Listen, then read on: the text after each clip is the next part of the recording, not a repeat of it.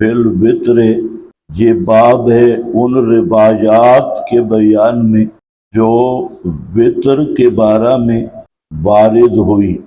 وطر کے چند اہم مباحث ہیں جو احادیث ہیں، یہ بھی اکثر پڑھی ہوئی ہیں، اور ابحاث میں سے پہلی بحث ہے کہ وطر واجب ہے یا سنت ہے۔ امام مالک، شافعی، احمد صاحبین، جمہور فقہا کا مذہب یہ ہے کہ وطر سنت ہے۔ امام ابو حنیفہ رحمۃ اللہ علیہ، ابراہیم نخعی اور حضرت عبداللہ ابن مسعود اور حضرت حذیفہ کا مذہب ہے وطر واجب ہے۔ صحیح بات یہ ہے کہ یہ نزاع لفظی ہے۔ امام شافعی رحمہ اللہ بھی وطروں کو اوقد السنن قرار دیتی ہیں۔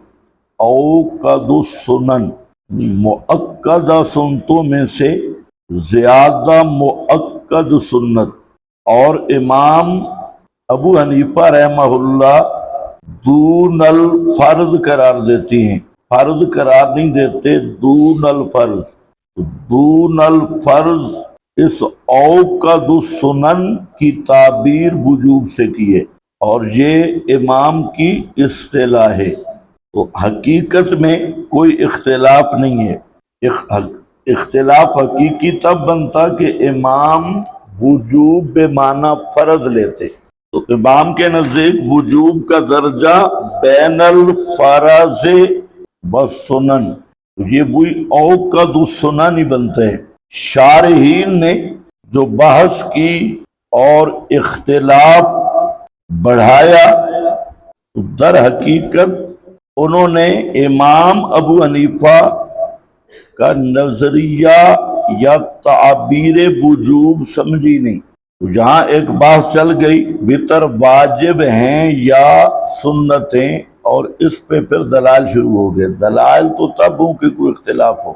اختلاف پھر تعبیر ہے، وہ بھی اوقد السنن مانتے ہیں، امام بھی اوقد السنن اور اس کا نام واجب رکھتے ہیں، فرض مانتے ہی نہیں۔ تو حقیقت میں اس مسئلہ میں کوئی اختلاف نہیں ہے، تعبیر میں اختلاف ہے۔ تو اس پر خواہ مخواہ دلائل کی کھینچا تانی کا بھی کوئی مطلب نہیں ہے۔ اب اصل مسئلہ یہی تھا، اس میں احناف کی طرف سے جو وجوب وطر کے دلائل دیے جاتے ہیں، یہ تعبیر سمجھنے کے بعد دلائل تو آنے چاہیے، لیکن حقیقت بھی معلوم ہو کہ یہ تعبیری اختلاف ہے۔ پہلی دلیل ہے ابو داؤد میں 1416، 1416 نمبر حدیث، اور 1419 اور 1431 ابو داؤد۔ یہاں پر کیا ہے؟ ان علی قال قال رسول اللہ صلی اللہ علیہ وسلم یا اہل القرآن اوتروا، وطر پڑھو، یا اہل القرآن، اے قرآن والو،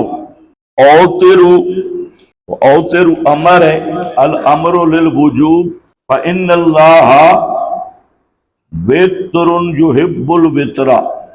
یہ احناف کی طرف سے اگلی حدیث آ رہی ہے حضرت بریدہ والی، عبداللہ ابن بریدہ، قال سمعت رسول اللہ صلی اللہ علیہ وسلم الوطر حق فمن لم یوتر فلیس منا، الوطر حق فمن لم یوتر فلیس منا، الوطر حق فمن لم یوتر فلیس منا۔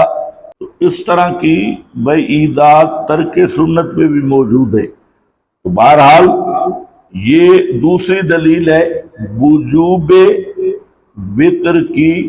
اسی طرح اگلی حدیث ہے ابو ایوب والی، الوطر حق علی کل مسلم واجب۔ تو یہ 1416، 1419 اور 1431 1431 میں آ رہا ہے من نام ام وطر ہی اور نسیہ فلیصلہ اذا ذکرہ، تو قضا واجب کی ہوتی ہے، یہ دلالت کرتا ہے کس پہ؟ وجوب پر، یہ 1431 ہے۔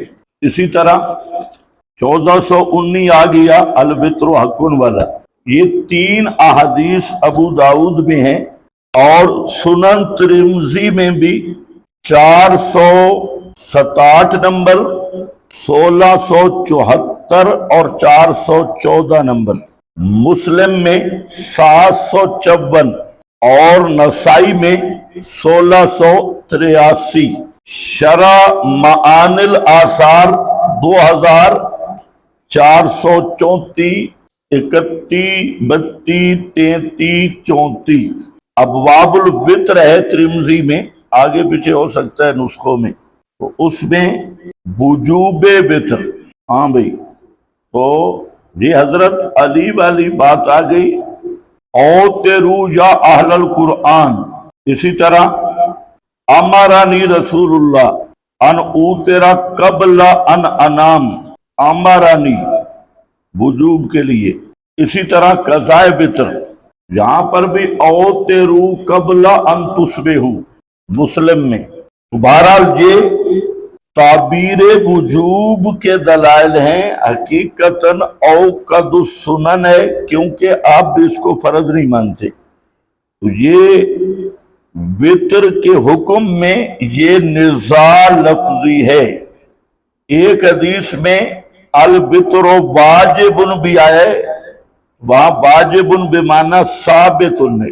پھر ایک حدیث میں ترمذی وغیرہ میں یہ جو 414 ہے غالباً، اس میں امدکم بصلاۃ کے لفظ ہیں کہ اللہ تعالیٰ نے تمہیں ایک زائد نماز دی ہے، تو اس سے بھی احناف نے وجوب پر استدلال کیا۔